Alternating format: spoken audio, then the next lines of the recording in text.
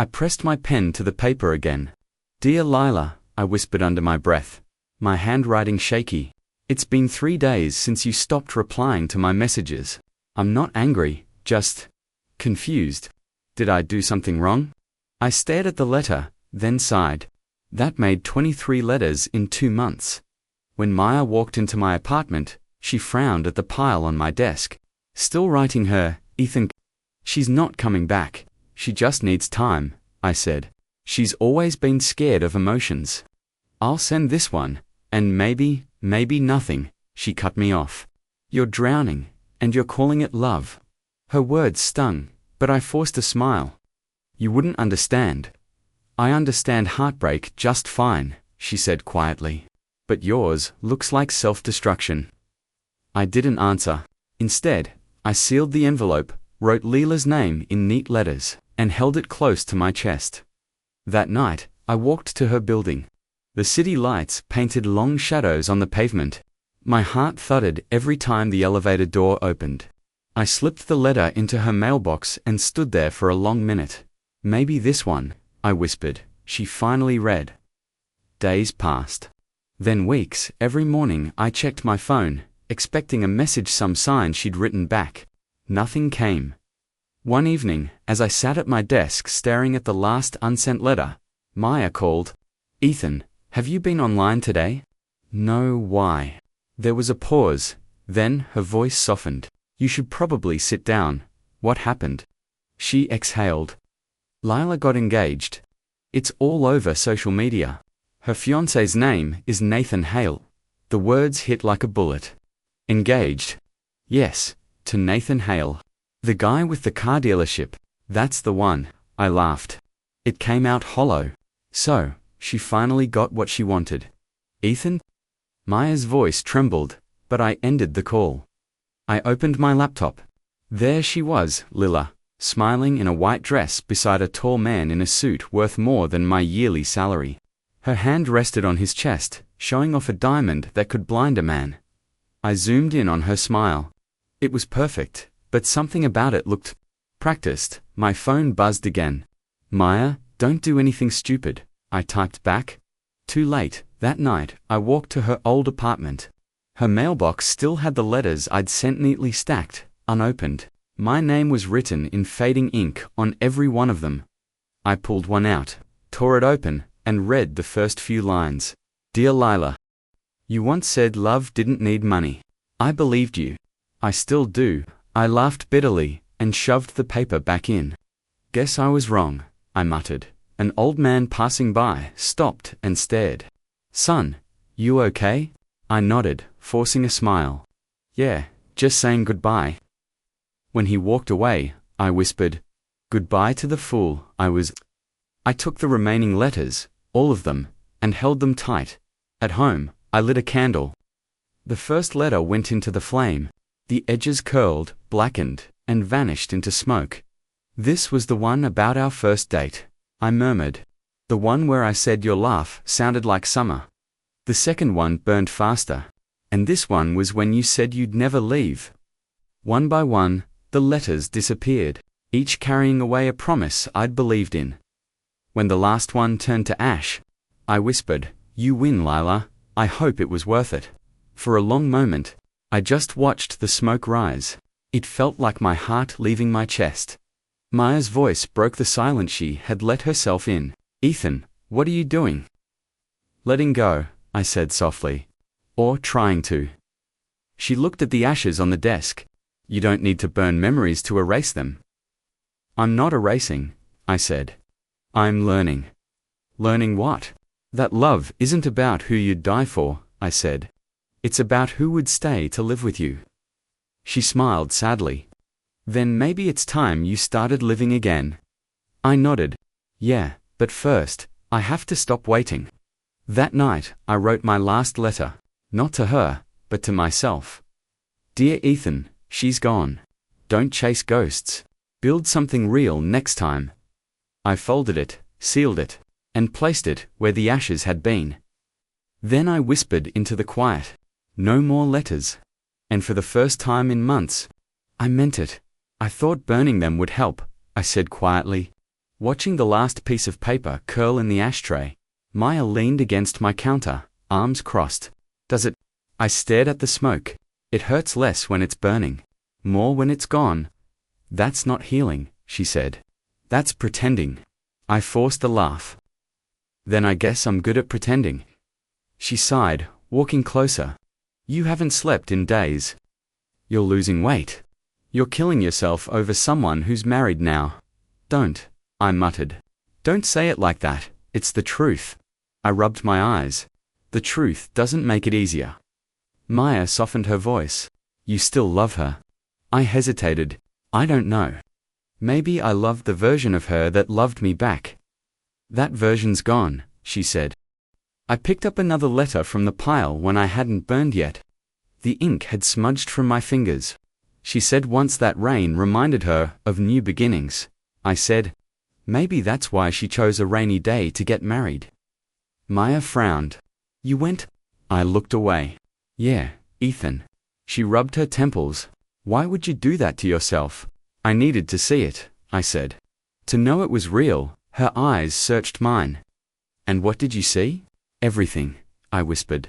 The ring, the flowers, her mother crying with pride, and her smile so perfect it made me sick. Maya exhaled slowly. She didn't see you, did she? No. I gave a small, bitter smile. I stood outside the church, under the rain. No one noticed me. I guess I was always invisible to her when money entered the picture. That's cruel, Ethan. I'm not blaming her. Maybe she just wanted something I couldn't give. Love should have been enough. Maybe love is only enough when life isn't hard, I said.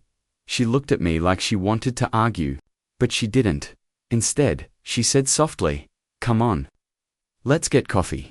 You need to leave this apartment. I'm fine. You're not. You're haunting your own life. I smiled faintly. That's poetic. It's tragic, she said. I stared at the ashes. Do you think she's happy? Maya shrugged. People who trade love for gold usually end up missing both. I wanted to believe that, but my chest ached. She looked happy enough. Fake smiles photograph well, she said. I laughed quietly. You sound like my conscience.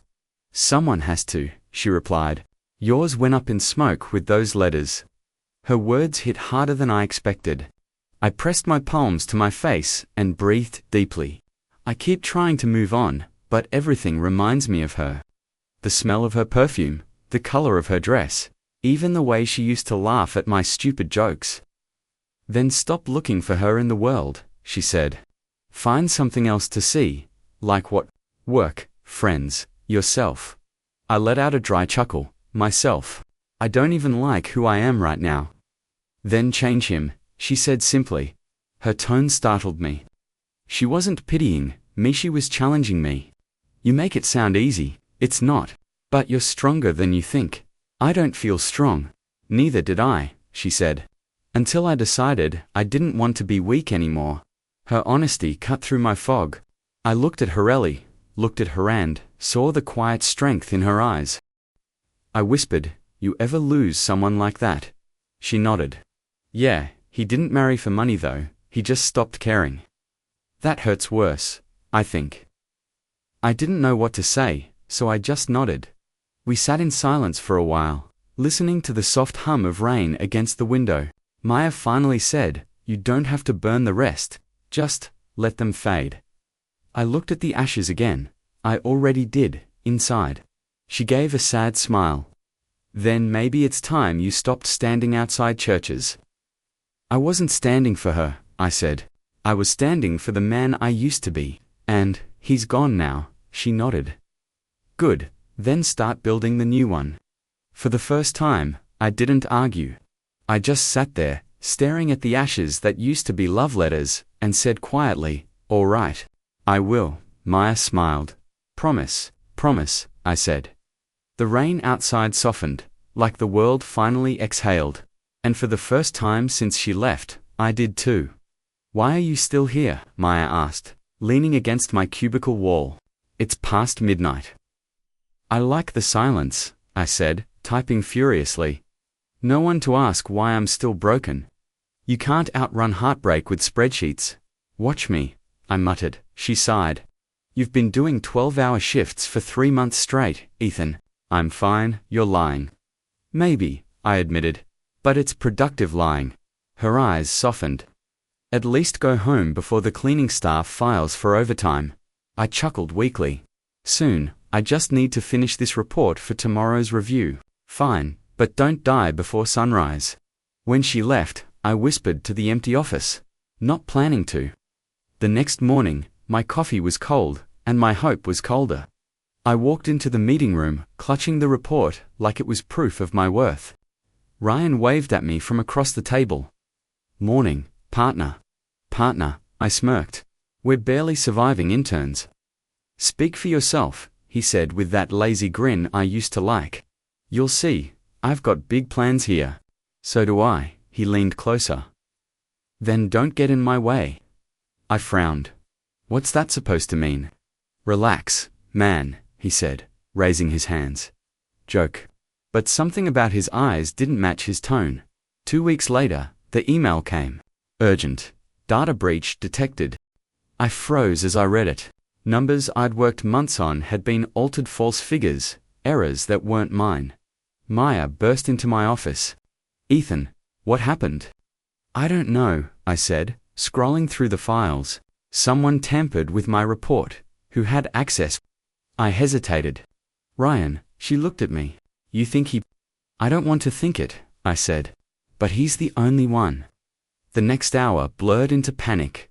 Mr. Graham, my boss, called me into his office. His expression was calm, almost too calm. Sit down, Ethan, he said. I obeyed. He clasped his hands. I trusted you with confidential financial data. Now I have clients calling me about inconsistencies. Care to explain? I swallowed hard. Sir, I didn't alter anything.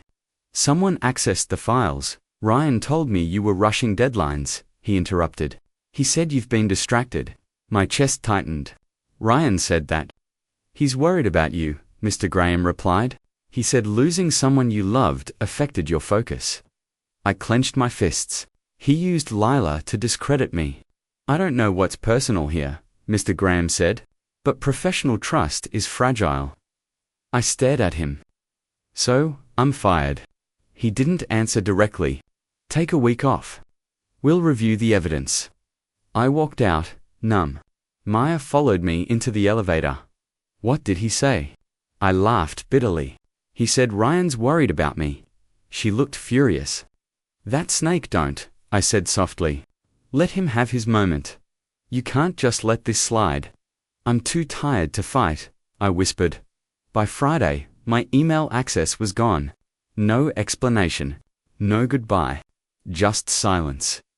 When I walked out with my box of things, Ryan stood by the door with that same fake grin. Rough week, huh? He said. I looked him straight in the eyes. You did this. He shrugged. Maybe next time don't make it so easy. I wanted to hit him. Instead, I smiled. One day, you'll need someone to trust you, and I hope they remember what you did here. He laughed. You always were dramatic. Maybe, I said, stepping past him. But, at least I'm real. Outside, the city felt colder than ever. I sat on the curb, the cardboard box beside me, and just breathed. Maya called. Where are you? Outside the office, I said. Come to the cafe. I don't want pity. You'll get coffee, not pity. I went. She was already waiting with 2 cups, and that looked the one that made silence bearable. I'm sorry, she said. It's not your fault, it feels like it. I shook my head. He betrayed me because he could.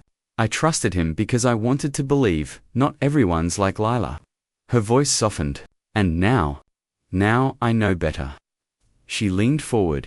You can't stay down forever, Ethan. You're too stubborn. I smiled faintly. You think so? I know so. You always rise from the fire. Funny, I said. Because right now, I feel like the ashes. Then start there, she said. Fires born from ashes. Her words hit deep. That night, my phone buzzed. Unknown number? Ethan Cole. A firm voice asked. Yes, this is Mr. Graham. My heart jumped. Sir, I reviewed everything, he said. Turns out, your data was fine. Ryan used your login after hours. I exhaled, speechless. You were right, he continued. I'm sorry for doubting you. Thank you, I said quietly. He paused. You've got talent, Ethan. Don't waste it. People like Ryan, they win battles, not wars. His words stayed with me long after the call ended. I stared at my reflection in the window to get hollow, but alive. Maybe I lost a job. Maybe I lost a friend. But for the first time, I didn't feel broken. I felt something burning again, not anger. Not revenge, hope. Are you sure about this? Maya asked, standing beside me in the nearly empty office. Starting a company in this economy? I glanced at the cracked paint on the wall and smiled. It's not a company yet. Just a desk, a dream, and a man too stubborn to stay unemployed. She grinned. That's my favorite version of you. You mean the desperate one? No, she said, nudging me. The one who refuses to quit. I chuckled, rubbing the back of my neck. Mr. Graham said he'd mentor me. He even sent over a few clients.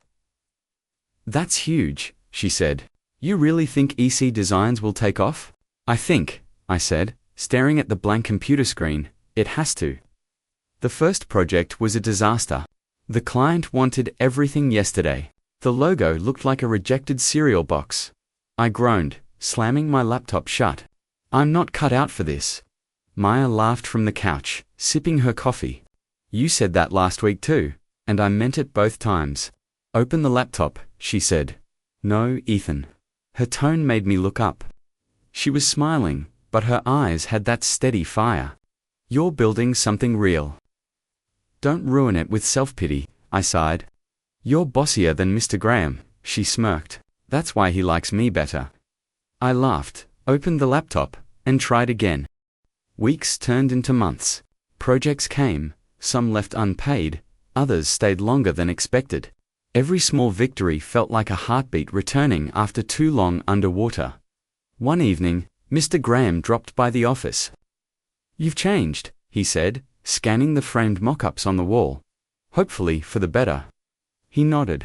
You're steadier now. Less fire, more focus. Guess heartbreak teaches efficiency, he chuckled. Or maybe success does. We sat across from each other as he reviewed my latest pitch deck. You've got something here, Ethan. EC Designs could be a serious player, only because you believed when no one else did, I said. He leaned back. Belief means nothing if you don't build on it. You did that? Those words stayed with me long after he left, by the end of year 1. I had 4 employees and a cramped office that smelled like burnt coffee and ambition. Maya poked her head in one afternoon. You forgot to eat again. I had a protein bar. That's not food. It's progress, I argued. She rolled her eyes, setting a sandwich on my desk. You're ridiculous. I smiled. You're amazing. Flattery doesn't make me forget. You still owe me coffee for last week. Add it to the growing list. She laughed, sitting on the edge of the desk. You look happy. I paused, realizing she was right. Yeah, I said quietly. I think I am. 2 years later, EC Designs had a real logo, a reputation, and a waiting list of clients.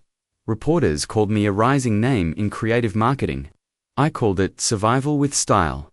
At our anniversary party, Maya raised her glass. To Ethan, the man who rebuilt himself from rubble. Everyone cheered. I smiled awkwardly.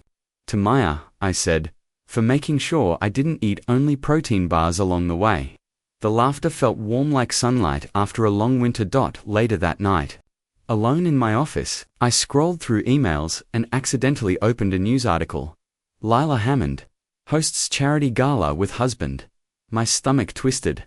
I almost closed it, but curiosity won. There she was, elegant dress. Flawless smile, diamonds glittering under chandeliers. She looked happy. Or at least, she wanted the world to think so.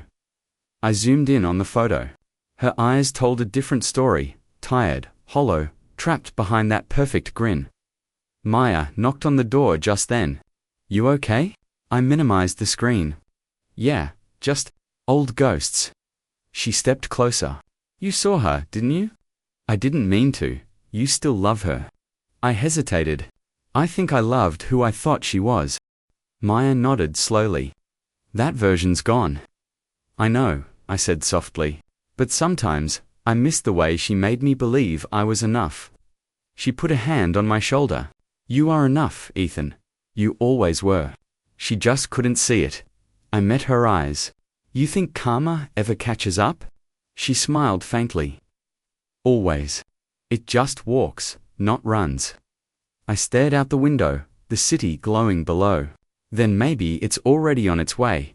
A month later, a familiar name appeared in my inbox. From Lila Hammond's subject. Congratulations, I froze before opening it. Ethan, I saw your interview. You've done incredible things. I'm proud of you. Take care of yourself. Lila read it twice, maybe 3 times. No apology. No explanation. Just pride from the woman who once left me standing in the rain. I typed a reply. Thank you. I hope you're doing well too. Then deleted it. Instead, I whispered to the empty room, you had your chance. When Maya walked in the next morning, I was already sketching new designs. Did you even sleep? She asked. Who needs sleep when you've got momentum? She rolled her eyes. You sound like a motivational poster. Maybe I'll design one, I said. Title, Becoming Someone Worth Losing. She blinked. That's actually good. I smiled. Yeah, it feels right. Because for the first time in years, I wasn't chasing what I lost. I was building what I could become. Did you hear about Nathan Hale? Maya asked, scrolling through her phone as we sat at our usual cafe. I didn't look up. You mean the man everyone in this city worships? Yeah, that one. His company's under investigation. I set down my coffee. For what? Fraud, she said, eyes widening. Apparently, millions in fake investments. I leaned back in my chair, letting the words sink in. Fraud, I repeated quietly. She nodded. People are saying he might lose everything, even their mansions up for sale. I stayed silent. I didn't trust my voice not to shake not from sympathy, but from something colder. Maya studied me. You're thinking about her, aren't you? I'd be lying if I said no. Ethan, I forced a smile. Don't worry. I'm not planning any victory dance. You don't need to, she said softly. Karma's already spinning. The next few weeks were filled with whispers. Nathan's face appeared on the news, but never for the right reasons. Lila's social media, once a gallery of wealth and smiles, went silent. One evening, while reviewing a client's proposal, my phone buzzed with a notification. Charity Gala Hale Foundation announces final event. I almost ignored it. Almost Maya caught me staring at the invite. You're not thinking of going, are you? I was invited, I said. So maybe I want to see what silence looks like in her eyes. She frowned. You sure that's a good idea? No, I said. But I think it's a necessary one. The ballroom shimmered with chandeliers and strained laughter. Everyone pretended nothing had changed. But desperation floated in the air like cheap perfume. Maya walked beside me, her hand brushing mine. You okay? Fine, I said, scanning the crowd. Just ghosts everywhere. And then I saw her. Lila stood near the back, her once golden hair pulled tight, her skin pale, her eyes hollow. The diamonds around her neck couldn't hide the cracks in her expression. She froze when she noticed me. For a second, her lips parted like she might speak, but nothing came out. I didn't move closer. I didn't need to. Her gaze said everything her mouth couldn't. Regret, confusion, guilt. I simply nodded once. No anger, no age's acknowledgement. She looked away first. Maya leaned closer. That her? Yeah, she looks different. Life tends to do that when you lie to it long enough, I said quietly. Maya tilted her head. Do you feel anything? I took a deep breath. Strangely, no. It's like I'm looking at an old photograph that doesn't belong to me anymore. She smiled faintly. Looks like karma doesn't miss anyone. I chuckled. Guess not. Lila's husband, Nathan, stood near the podium, sweat gleaming on his forehead as he tried to deliver a speech. His words stumbled, his charm gone. Reporters whispered, phones flashed, and the cracks in his empire spread in real time. I watched, not out of satisfaction, but from a strange distance, like observing a storm I no longer needed to survive. During a break in the speeches, Lila walked toward the exit. Her heels clicked sharply against the marble floor. For a second, I thought she might pass by without looking back. But then, she turned. Our eyes met again, brief, fragile, final. I expected tears, maybe even an apology. Instead, she whispered something only I could read on her lips. "I'm sorry." I nodded once.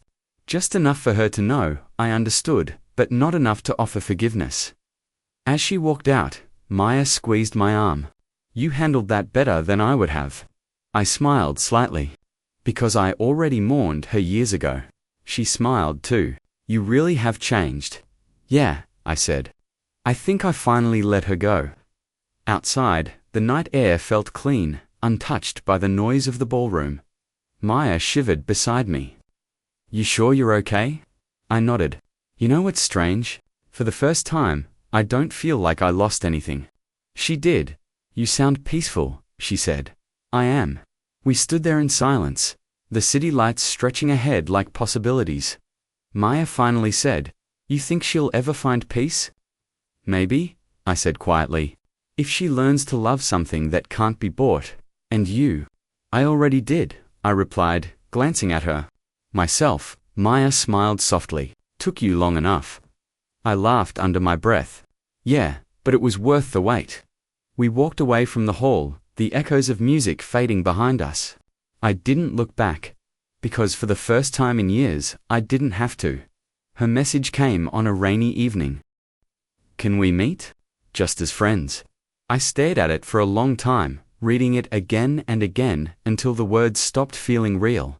Maya saw the look on my face. "Who's that?" "Lila." She froze mid-sip. "You're kidding." "I wish I was." "What does she want?" "She says she wants to talk." Maya crossed her arms. "You're not actually considering it, are you?" "I don't know," I said quietly. "Part of me wants to hear what she has to say. And the other part? The other part wants to forget she ever existed." Maya sighed. "You already won by moving on, Ethan. Don't open the door again." I nodded, but that night, I didn't sleep. Her name echoed in every thought until morning. The cafe hadn't changed. Same wooden chairs, same cracked window near the corner, same smell of burnt espresso. It was the place where she once told me I wasn't enough. Now she sat there again, nervously stirring her coffee. When she saw me, she stood up too fast. Hi, I said, my voice even. "You came." "I almost didn't." She smiled weakly. "I wouldn't have blamed you." I sat down. "You said you wanted to talk. So talk." She took a shaky breath. "Nathan left." I didn't flinch. "I heard about the investigation." Her eyes flickered. "He ran, took what he could. Left me and Emily with nothing." "Emily." "Our daughter," she said softly. "She's 3. I leaned back, letting that sink in. "So, you're a mother now." "I am," she said. "And I'm tired. So tired." The way her voice cracked almost sounded real. "I still have your letters," she said after a long silence. I blinked. "What? All of them?" she whispered. "Every one you ever sent." "I never opened them, but I kept them." I laughed under my breath. "Why? I don't know. Maybe because I couldn't face what I gave up." "You mean who you gave up?" I said quietly. She nodded, tears welling in her eyes. "I thought I was choosing security, Ethan. I thought money meant safety. But it turns out, I chose a cage." "And now you want what?" "Forgiveness." She shook her head quickly. "No, I don't deserve that." "Then what are you doing here?" Her voice broke. "I just needed to tell you, I'm sorry. For everything. For how I treated you. For leaving. For pretending I didn't care." I looked at her hand shaking, fragile, clutching the coffee cup like it was holding her together. "Do you remember," I said quietly, "what you told me the day you left?" She nodded slowly. "You said you'd wait for me?" And I told you not to. I met her eyes. And I didn't. She closed her eyes as tears slipped down her cheeks. I ruined everything, didn't I? I didn't answer right away. Maybe years ago, those words would have shattered me. Now they just felt like echoes. I'm glad you came, I said finally. Not because I needed this talk, but because I needed to see it for what it really was. She looked confused. What do you mean? You were my whole world once. But now? I smiled faintly. You're just someone I used to write letters to. Her lip trembled. I deserve that. No one deserves heartbreak, I said, but everyone earns the lessons that come with it. She wiped her tears. You sound stronger than before. I am, I said simply, because I had to be. She stared at me for a long time, like trying to memorize the person I'd become. I wish I'd seen this version of you back then. You couldn't, I replied. Because he didn't exist yet. For a moment, silence filled the air, heavy but peaceful. When I stood to leave, she whispered, Ethan. I stopped. I hope you find someone who loves you the way I should have. I smiled without turning around. I already found something better. What's that? Peace. I walked out into the rain, the same rain that once hid my heartbreak. This time, it felt clean like a curtain falling at the end of a long, painful play. Behind me. The cafe door closed softly, and I knew that chapter of my life finally had to. Ethan, are you even listening? Clara's laugh pulled me back from my thoughts. I said, though my hand still hovered over the blueprints spread across the table. Just distracted, she tilted her head. Work distracted, or past distracted? I smirked. You've gotten too good at reading me. That's part of my job, she said, sipping her coffee. Architects get lost in details. Someone has to pull them back. True, I said softly.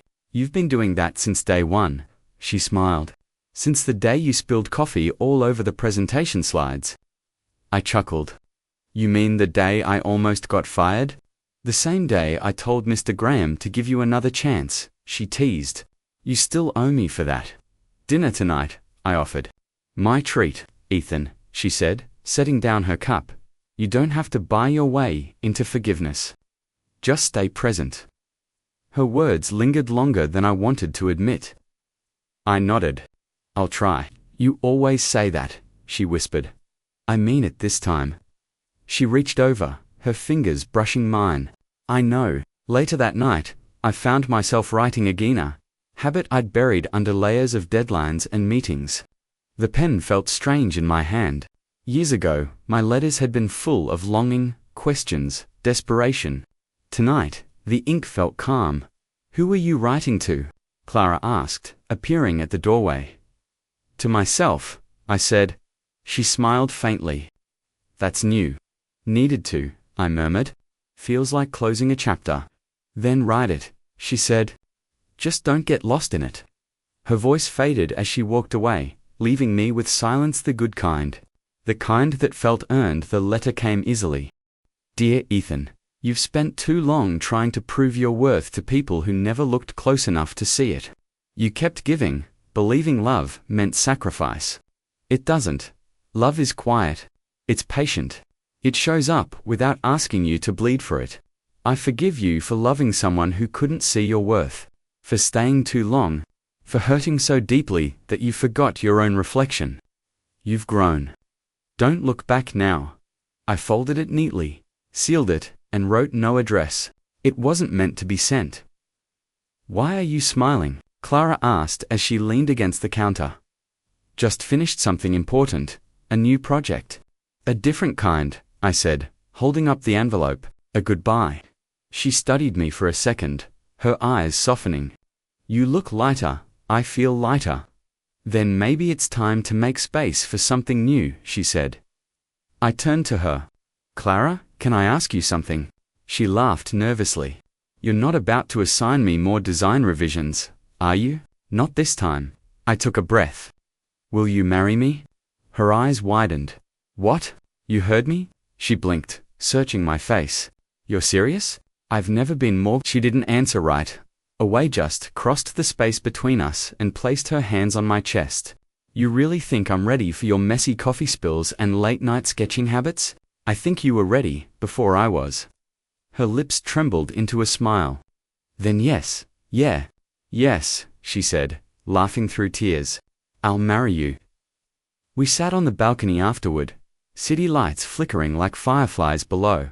Do you ever think about her? Clara asked quietly. Sometimes, I admitted. But it's different now. She's like a painting in a museum. You appreciate it, but you don't belong to it. That's poetic, she said. Occupational hazard, I teased. She nudged my shoulder. You know, I never asked about your scars. I noticed. Because I figured, she said, looking up at the stars, if they mattered, you'd tell me. And if they didn't, I didn't want to remind you. I reached for her hand. They don't matter anymore. She squeezed back. Good. Then maybe we can start drawing new ones, better ones. I laughed softly. Designing a life instead of just buildings. Exactly. The night air carried her warmth, her steadiness. I'd chased storms before, but this was calm. And for the first time, I didn't crave anything else. Ethan, breathe, Clara whispered, her fingers brushing my sleeve. You look like you're about to design your own escape route. I laughed under my breath. Just nerves. Guess even architects can't blueprint feelings. You'll be fine, she said, straightening my boot. Just don't trip walking down the aisle. That's encouraging, I muttered, smiling. Ethan, Mr. Graham's voice boomed behind me. You ready, son?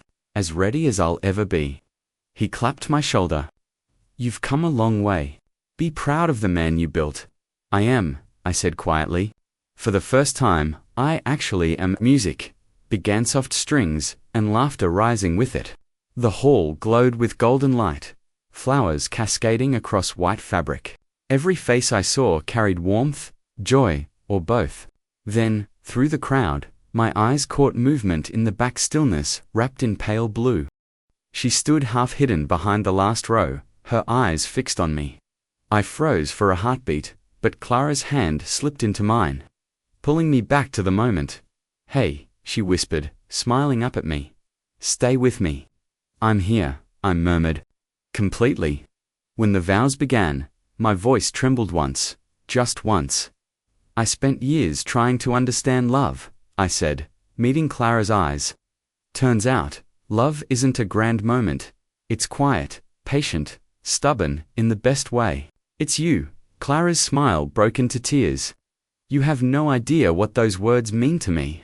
I think I do, I whispered. The crowd faded. The air felt softer. Even the ache of the past dissolved into something gentle, something final. As we exchanged rings, a soft sob echoed from the back. My eyes flicked toward the sound Lila, her hands trembling, eyes wet. Our gazes met for the first time in years. She looked fragile, not in body, but in spirit.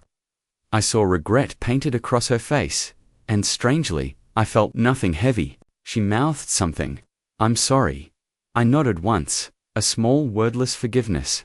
For a moment, everything felt still, the music, the murmurs, the flicker of candlelight. And in that stillness, I understood. Forgiveness wasn't about her. It was about freeing myself. Ethan, Clara's soft voice brought me back. Yeah, you're okay? I smiled. Better than okay. Then let's finish this, she said, grinning through tears. When the officiant finally said, You may kiss the bride, the hall erupted in applause. Clara's hands cupped my face, and as our lips met, I felt peace, pure, simple peace. Afterward, as guests swirled around us, Maya nudged me with her elbow. You saw her, didn't you? I did. And nothing, I said with a small smile. She's just someone I used to know. Maya studied me for a beat. You really let it go, huh? I had to, I said. Some stories don't need a sequel. She smiled. Well, this one got a beautiful ending. Not an ending, I said, glancing toward Clara across the room. A beginning. Later, as Clara and I stood outside under the canopy of stars, she leaned into me. You were quiet during the reception, she said softly. Just thinking, I replied. About how far I've come. Still thinking about her? I looked at her. Honest but calm. For a second, yes, but not with pain. Just closure. Clara nodded. Then she finally gave you something valuable. She did, I said. She showed me who not to be. Clara smiled. Then let's make sure we both stay who we are. Deal. As the night drew to an end, I glanced one last time through the glass doors. Lila was gone. No drama, no words. Just the quiet exit of someone who finally faced her own reflection. I took Clara's hand. Ready? For what? She asked. For everything, I said. She laughed. Then lead the way, Mr. Designer. We walked toward the car, her dress brushing against mine. The world soft around us. Behind me, the past stayed where it belonged. Ahead, everything gleamed bright, honest, new. And as we stepped into our future, I realized something I'd been chasing for years wasn't revenge, wasn't validation, it was peace. And peace, at last, had said yes. The river looked different now, calmer, maybe because I was too. The same stones, the same broken bridge in the distance. But the weight that used to sit on my chest wasn't there anymore. Maya parked a few feet behind me. You sure you want to do this alone? I smiled. I started here, alone. I should finish here the same way. She nodded. Then I'll wait in the car. Don't take too long. Clara will kill me if I let you vanish before the flight. I chuckled. Tell her I'm just saying goodbye to the ghost, not the girl. Maya grinned. You always did have a way with words. Yeah, I said quietly, pulling a stack of folded letters from my pocket. Took me long enough to use them right. The wind brushed against my face as I walked closer to the edge. The water shimmered, carrying faint echoes of who I once was. I remembered the night I stood here, burning those letters one by one, hoping the smoke would take my pain with it. This time, I didn't bring fire. I brought peace. I sat on a flat rock, unfolded the first envelope, and read aloud, Dear Lila. I began, my voice steady, almost soft. Thank you. You taught me that love without respect is just an illusion. I used to think losing you was the worst thing that could happen. Turns out, it was the best thing for me. I smiled faintly, folding it back. The second one read, Dear Maya, for staying when I had nothing left. You never tried to fix me, you just reminded me I wasn't broken. The third one. That one made me pause. Dear Ethan, I whispered. I forgive you for chasing people who couldn't see your worth. For thinking you had to earn love. You were always enough. I sealed it slowly, then looked at the river again. Maya's voice carried faintly from behind. Talking to yourself again. Maybe, I said. Feels different this time. She walked closer. You're not burning them. No, I said, shaking my head. I've burned enough memories, it's time to let them drift. She watched as I crouched near the water. Ready? She asked. More than ever. One by one, I set each letter on the surface. The current caught them gently, carrying them downstream, little white sails of everything I used to hold on to. Maya folded her arms. So, what now? I smiled. Now I live. Without anchors, she laughed softly. That's the most poetic thing you've said today. I'm learning from the wind, I replied. The last letter lingered in my hand, addressed to no one. I opened it anyway. Dear life, I read quietly. Thank you for breaking me just enough to rebuild me right. I placed it on the water, watched it float, then vanish under the bend. The sky deepened into gold and violet. I felt the world exhale, and for once, I exhaled with it. Maya touched my shoulder. You ready to go? Yeah, I said, standing. I think I finally am. As we walked back to the car, she glanced at me. Feels like the end of a story. No, I said, smiling at the horizon. Feels like the start of one I'll actually enjoy writing. The river behind me murmured softly, carrying my words away, letters to the wind, whispers of everything I used to be. Now, finally free. Mr. Cole, do you mind if I record this? Ava asked, adjusting her mic. Go ahead, I said, leaning back in my chair. Just, no dramatic headlines. Okay, she laughed. No promises. Readers love a good rise from ashes story. Then you'll have to make mine sound boring, I said, smiling, because peace doesn't sell as well as pain. Her pen paused mid-air. That's an interesting quote. Mind if I use it? Be my guest. She looked around my office walls lined with sketches, blueprints, awards. You've built something incredible here, Ethan. But I read an old article about your early days. Said you went through heartbreak. I raised a brow. You really dig deep, don't you? It's my job, she said, grinning. People like to know what shapes the person behind success. I exhaled, staring at the small plant on my desk. Heartbreak didn't shape me. How I chose to rise after it did. She tilted her head. Do you ever think about her? The one who left. Sometimes, I admitted. Not with anger. More like looking at an old photo you remember, but you don't feel the same. She's teaching now, Ava said carefully. Elementary school. I met someone who knows her. I didn't react. Good for her, she has a daughter, Ava added softly. Emily, I think. The name lingered. I smiled faintly. Fitting. That's the name she once said she'd give her firstborn. Ava hesitated. She's not doing well financially. Her husband's gone. I didn't know if you wanted to pity her. I interrupted gently. No. She made her choices. We all do. There was a quiet pause before she spoke again. You don't sound bitter. I'm not, I said. If anything, I'm grateful. I wouldn't be here without those lessons. Pain teaches what pride never can. Ava leaned forward. So, tell me, what did you learn from all of it? I thought for a moment, then smiled. That gold loses shine, but love never does if you give it to the right person. She scribbled it down. That's beautiful. Your wife must love that line. She laughs at it, I said, chuckling. Says I sound like a walking quotebook. Clara right. Yeah, I said, warmth spreading through my chest. She's the kind of person who listens before speaking. I used to think love was loud grand gestures, fireworks, confessions. But it's actually quiet, steady, like breathing. Ava smiled.